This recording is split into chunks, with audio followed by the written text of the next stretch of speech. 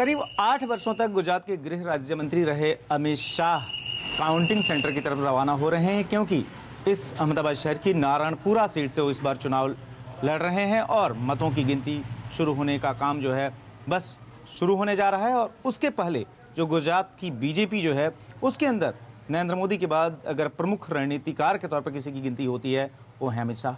अमित शाह किस तरीके से आज के दिन, जबकि अगले 3 घंटों में पूरी तस्वीर साफ हो जाएगी, वो खुद किस तरीके से देख रहे हैं पूरे माहौल को, बात करने के लिए हम उनके घर पहुंचे हैं जहां से वो रवाना होने जा रहे हैं काउंटिंग सेंटर के लिए।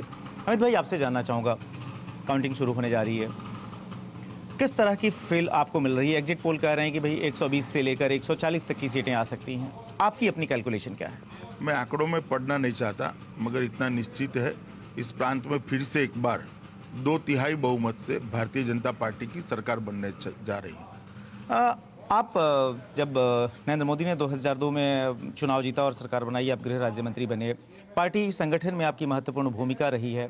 अब एक माना यह जा रहा है कि अगर ये नतीजे बहुत अच्छे रहे तो नरेंद्र मोदी अब यहां से दिल्ली के लिए प्रस्थान करेंगे। आप भी ऐसी तस्वीर देख रहे हैं?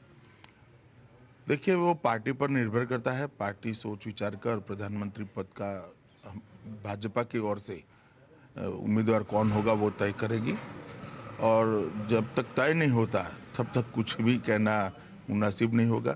मगर मैं मानता हूं कि प्रधानमंत्री पद के लिए जो कुछ भी चीजें चाहिए एक सफल प्रधानमंत्री के अंदर लिए, वो सभी चीजें मोदी जी में उपलब्ध है। और गुजरात के नतीजे पूरे देश में जो एंटी कांग्रेस माहौल बन रहा है उसको, उन लोगों का हौसला बढ़ाएगी। अगर चुनाव परिणाम अनुकूल रहते हैं तो 5वीं बार लगातार गुजरात में बीजेपी की सरकार बनेगी।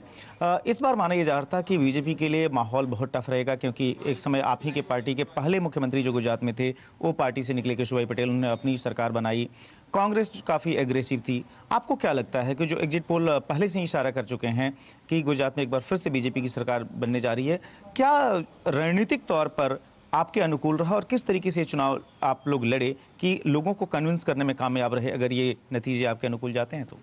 देखिए, सरकार में जो होते हैं उनके लिए 5 साल का चुनाव होता है, विपक्ष के लिए 3 महीने का चुनाव होता है।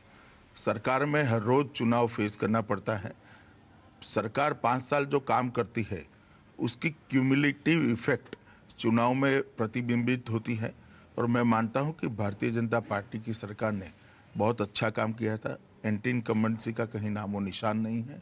एक पॉजिटिव वोट बैंक बड़ी खड़ी हुई है जो आशा की दृष्टि से भविष्य को देखती है, और उसने बीजेपी के लिए वोट किया है।